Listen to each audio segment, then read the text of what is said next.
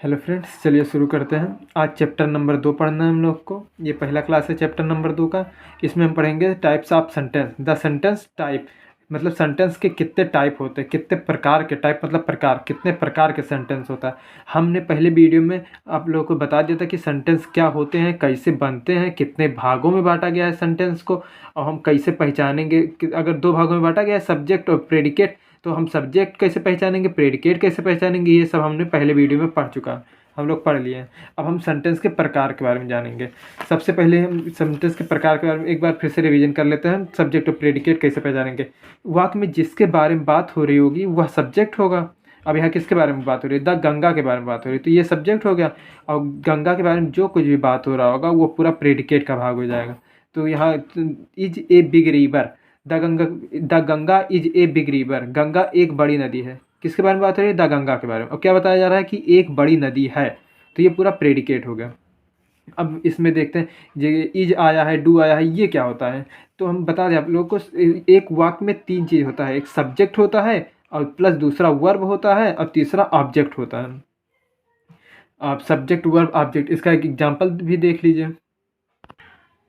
देखिए उदाहरण, एक वाक्य सब्जेक्ट वर्ब ऑब्जेक्ट 3 चीज़ मिलाने से एक वाक्य बनता है। अब देखिए इसमें किसके बारे में बात हो रही है, राम के बारे में बात हो रही है, तो राम सब्जेक्ट हो गया। अब राम के बारे में जो कुछ भी बताया जा रहा है यह पूरा प्रेडिकेट हो जाएगा। अब प्रेडिकेट को 3 भाग, बहुत से भागों में बांटा गया है। तो इसमें सिर्फ वर्ब है और ऑब्जेक्ट। अब वर्ब हम कैसे पहचानेंगे, तो जो काम हो रहा होगा वाक्य में वही वर्ब हो जाएगा।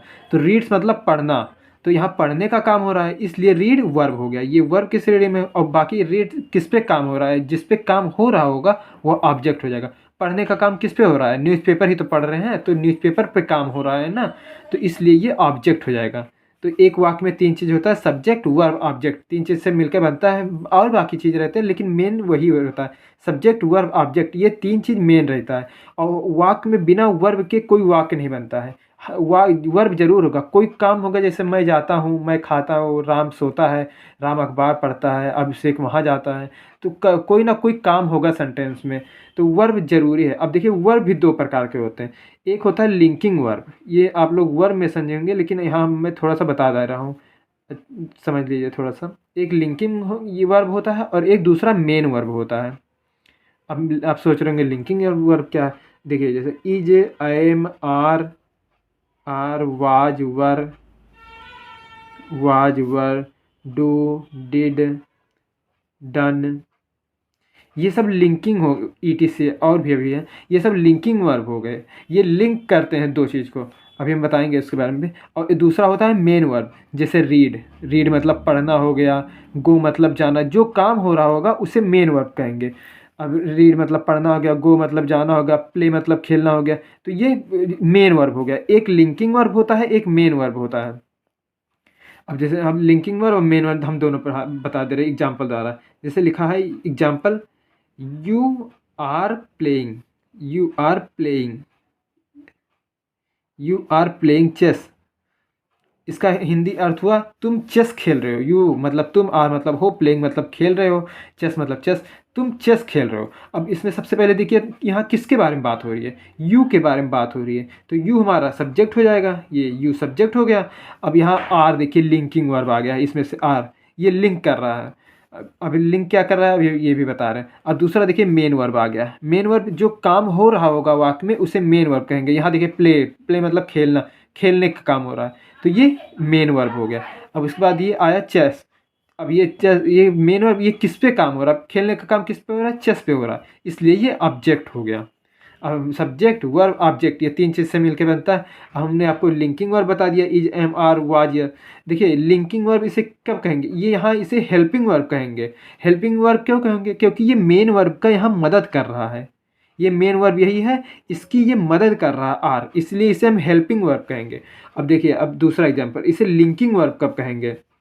जैसे you are a doctor, you are a doctor, तुम एक, इसका हिंदी अर्थ हुआ तुम एक डॉक्टर हो। तो यू मतलब तुम, आर मतलब हो, ए डॉक्टर मतलब एक डॉक्टर। अब देखिए इसमें मेन वर्ब नहीं आ रहा है। मेन वर्ब जैसे रीड मतलब पढ़ना, खेलना, कूदना, इसमें कोई काम थोड़ी ना हो रहा है, हम इसके बारे में बता रहे कि तुम डॉक्टर हो, इसमें कोई काम थोड़ी ना हो रहा है। तो ये देखिए हम मेन वर्ब नहीं आया, अब ये लिंक कर रहा है, यू को डॉक्टर से लिंक कर रहा है, एक नाउन को दूसरे नाउन से लिंक कर रहा है, ये प्रोनाउन है तो एक प्रोनाउन दूसरे नाउन से लिंक कर रहा है, इसके बारे में बता रहा है। तो ये लिंक करने के लिए ये सिर्फ इसे ये दोनों शब्दों को लिंक कर रहा है, आर इज एम। अगर ये आए सिर्फ मेन वर्ब कोई ना आए, इसमें कोई काम ना हो रहा हो, तो उसे हम लिंकिंग वर्ब कहेंगे। और अगर इसमें आ जाता है यू आर प्लेइंग चेस, अब देखिए इसमें मेन वर्ब भी आ गया और लिंकिंग वर्ब भी आ गया। तो इसे जब मेन वर्ब भी आ जाए तो इसे लिंकिंग वर्ब नहीं, इसे हेल्पिंग वर्ब कहेंगे, क्योंकि ये हेल्प कर रहा है मेन वर्ब का। ये मेन वर्ब है, मेन वर्ब का ये हेल्प कर रहा है, सिर्फ सहायता करने के लिए आ रहा है, इसलिए इसे हम यहाँ हेल्पिंग वर्ब कहेंगे। और यहाँ जब मेन वर्ब नहीं आएगा तो इसे हम लिंकिंग वर्ब कहेंगे। आप लोग लिंकिंग वर्ब और मेन वर्ब समझ चुके हैं कि कहाँ लिंकिंग वर्ब आएगा, कहाँ मेन वर्ब आएगा। देखिए लिंकिंग, अगर मेन वर्ब नहीं आता है तब सिर्फ लिंकिंग वर्ब उसे कहेंगे, अगर आएगा तो जरूर यू आर ए डॉक्टर। अब यू ए डॉक्टर तो बोल नहीं सकते, तो सेंटेंस ही गलत हो जाएगा। अब you are a doctor, you are a teacher, you are a good boy, तो आर देखिए आया और गुड बॉय, तो यू के बारे में तो बता रहा है कि तुम एक अच्छे लड़के हो, तो लिंकिंग वर्ब आएगा, जरूर आएगा वाक्य में। मेन वर्ब नहीं आता है तो उसे हम लिंकिंग वर्ब कहेंगे, अगर मेन वर्ब आ जाता है तो इसे लिंकिंग वर्ब नहीं, उसे हेल्पिंग वर्ब बोलेंगे। हेल्पिंग मतलब सहायता करने वाला। अब हमने इज और डू डज भी ऐसे आता है, हाँ, लेकिन हम उसको टेंस में बताएंगे कि कब डू आएगा, कब डज आएगा, कब इज आएगा, कब आर आएगा। हम अभी लेकिन हम ये तो आपको टेंस में बताएंगे, अभी हम सिर्फ सेंटेंस के प्रकार समझ रहे हैं कि कितने प्रकार के होते हैं। तो इन शब्द समूहों से पूर्ण भाव प्रकट होता है। अतः पूर्ण भाव प्रकट होता मतलब पूरा अर्थ निकल रहा है इन सभी सेंटेंसेस का। जैसे the Ganga is a big river, Ganga एक बड़ी नदी है, ये अर्थ निकला। वेयर डू यू लिव, तुम कहाँ रहते हो। Is your father well now, इसका हिंदी अर्थ हुआ क्या तुम्हारे पिता अब ठीक हैं। कीप साइलेंट, चुप रहिए, इसका हिंदी अर्थ हुआ कीप साइलेंट का हिंदी अर्थ हुआ चुप रहिए। जैसे टीचर कहते नहीं अपने क्लास में बच्चों से कीप साइलेंट स्टूडेंट, मतलब चुप रहिए बच्चों। अब इसका भी अर्थ निकला ओ गॉड ब्लेस यू, इसका हिंदी अर्थ हुआ हे भगवान हमें आशीर्वाद दो, इसका भी कोई अर्थ निकला कहेंगे। अब इसका भी देख लीजिए how beautiful the rose is, गुलाब कितना सुंदर है, या इसे और कहते हैं कितना सुंदर गुलाब है, दो तरह से इसे कह सकते हैं, how beautiful the rose is. तो इसका भी अर्थ निकला। तो जिस शब्दों को आपस में जोड़े एक सेंटेंस बनाए, अगर उसका अर्थ निकलता है तभी हम उसे सेंटेंस कहेंगे। देखिए पहले वाक्य से सूचना, अब देखिए the Ganga is a big river, Ganga एक बड़ी नदी है, कोई हमें बता रहा है या हम किसी को बता रहे हैं कि गंगा एक बड़ी नदी है। दूसरे वाक्य से प्रश्न, वेयर डू यू लिव, तुम कहाँ रहते हो, हम किसी से पूछ रहे हैं, प्रश्न ही तो कर रहे हैं, तो दूसरे वाक्य से प्रश्न का भाव आ रहा है कि कोई प्रश्न कर रहा है। तीसरे से भी प्रश्न, देखिए अब इज पहले आ गया, is your father well now, अब इसमें इज पहले आ गया तो इज, अगर is am are was were ये पहले आता है, अगर सब्जेक्ट इसमें यही है कि किसके बारे में बात हो रही है, योर फादर के बारे में तो बात हो रही है, इसलिए ये सब्जेक्ट हो गया। अब सब्जेक्ट से पहले अगर वर्ब आ जाता है तो हम उसे में इज एम आर को क्या में बदल देंगे पहले। तो is your father well now, तो पहले आएगा हिंदी में क्या तुम्हारे पिताजी अब ठीक हैं, इसका अर्थ ये हुआ। तो इससे भी तो हम प्रश्न कर रहे हैं, क्या हम पूछ रहे हैं किसी से क्या तुम्हारे पिताजी अब ठीक हैं, तो तीसरे से ही प्रश्न। और चौथे वाक्य से ऑर्डर देने का काम हो रहा है, कीप साइलेंट बच्चों, चुप हो जाओ बच्चों, अब ये ऑर्डर ही तो दे रहे हैं हम। पांचवें वाक्य से निवेदन मतलब रिक्वेस्ट कर रहे हैं, ओ गॉड ब्लेस अस, हे भगवान हमें आशीर्वाद दें, भगवान से हम निवेदन ही कर रहे हैं ना, प्रार्थना कर रहे हैं। तथा छठे वाक्य से हृदय की गंभीर भावनाएं, इमोशन प्रकट हो रहा है। अब छठे वाक्य से इमोशन कि कितना सुंदर गुलाब है, ये इमोशन ही तो हम अपने अंदर की फीलिंग ही तो बता रहे हैं, कितना अच्छा गुलाब है, कितना अच्छा इसके सुगंध है। तो हम ये छठे वाक्य से हृदय की गंभीर भावनाएं या इमोशन को प्रकट कर रहे हैं। चलिए आगे बढ़ते हैं। अतः वाक्य निम्नलिखित 5 प्रकार के होते हैं। अब वाक्यों को सेंटेंस, कोई भी वाक्य है उसे हम 5 प्रकार के होते हैं, 5 प्रकार से बांट सकते हैं। पहला देखिए सूचना देने वाले वाक्य, अभी हमने ऊपर ये पढ़ा, देखिए पहले वाक्य से सूचना देने का काम हो रहा है, the Ganga is a big river. तो पहला किस में बांटे हैं, सूचना देने वाले वाक्य, उनको हम इंग्लिश में असर्टिव सेंटेंस कहते हैं। असर्टिव सेंटेंस यह भी 2 प्रकार के होते हैं, इन्हें भी 2 प्रकार के बांटा गया है। अब इसी में देख लिए लिखा है the Ganga is a big river. अब कोई बता, ये पॉजिटिव हो गया कि हाँ गंगा एक बड़ी नदी है। अब इसमें the Ganga is not a big river, Ganga एक बड़ी नदी नहीं है। अब ये निगेटिव में हम बोल रहे हैं ऐसे, इसीलिए हम असर्टिव सेंटेंस को दो भागों में बांटा गया है। पहला पॉजिटिव, पॉजिटिव या कहेंगे या अफर्मेटिव सेंटेंस कहेंगे, इसका हिंदी होता है सकारात्मक वाक्य या स्वीकारात्मक वाक्य। अब दूसरा निगेटिव सेंटेंस, नकारात्मक या निषेधात्मक वाक्य। अब पहला ये हो गया सूचना देने वाले वाक्य हो गए, जैसे the Ganga is a big river, ये हो गया। और दूसरा प्रश्न प्रकट करने वाले वाक्य, इंट्रोगेटिव सेंटेंस, प्रश्न प्रकट करने वाले, जैसे हमने दूसरा सेंटेंस बताया था कि वेयर डू यू लिव, तुम कहाँ रहते हो, ये प्रश्न ही तो कर रहा है। तो ये पहला ये कोई सूचना दे रहा है, एक प्रकार का वाक्य ये हो गया। दूसरा कोई प्रश्न कर रहा है, तो ये इसे प्रश्न करने वाले वाक्य को इंग्लिश में इंट्रोगेटिव सेंटेंस कहेंगे, प्रश्न करने वाले वाक्य। अब तीसरा आज्ञा या प्रार्थना प्रकट करने वाले वाक्य, आज्ञा देते हैं या ऑर्डर देते हैं या तो रिक्वेस्ट करते हैं, प्रार्थना करना मतलब रिक्वेस्ट करना, तो उसे इंग्लिश में इम्परेटिव सेंटेंस कहते हैं। इसके भी उदाहरण देख लेते हैं। ऑर्डर दे, इसमें क्या पढ़ा तीसरा, ऑर्डर देना या प्रार्थना करना। अब देखिए कीप साइलेंट, ये ऑर्डर ही तो हम दे रहे हैं किसी को, तो ऑर्डर दे रहे हैं, तो इसलिए ये इसे ऑर्डर या इम्परेटिव सेंटेंस कहेंगे, ऑर्डर या प्रार्थना प्रकट करने वाले वाक्य इम्परेटिव सेंटेंस हो गया। अब चौथा हृदय की गंभीर भावनाएं प्रकट करने वाले वाक्य एक्सक्लामेटरी सेंटेंस कहते हैं। अब यहाँ जैसे ये देखिए, how beautiful the rose is, इसे हम एक्सक्लामेटरी सेंटेंस कहेंगे। इसके लास्ट में ये साइन ऑफ इंट्रोगेशन निशान जरूर रहेगा, अगर इसी से पता चलेगा ये एक्सक्लामेटरी सेंटेंस है। चलिए पांचवा इच्छा सूचक या कामना सूचक वाक्य, इसे इंग्लिश में ऑप्टेटिव सेंटेंस कहते हैं। इसका भी उदाहरण देख लेते हैं। मे गॉड ब्लेस यू, इसका हिंदी हुआ भगवान आप पर कृपा करें। तो हम ये किसी इच्छा तो कर रहे हैं भगवान से, या कामना कर रहे हैं कि भगवान आपको आप पर कृपा बनाए रखे, तो ये हम अपनी इच्छा प्रकट कर रहे हैं या कामना भगवान से कर रहे हैं कि आप हमेशा खुश रहिए, तो उसे हम ऑप्टेटिव सेंटेंस कहेंगे।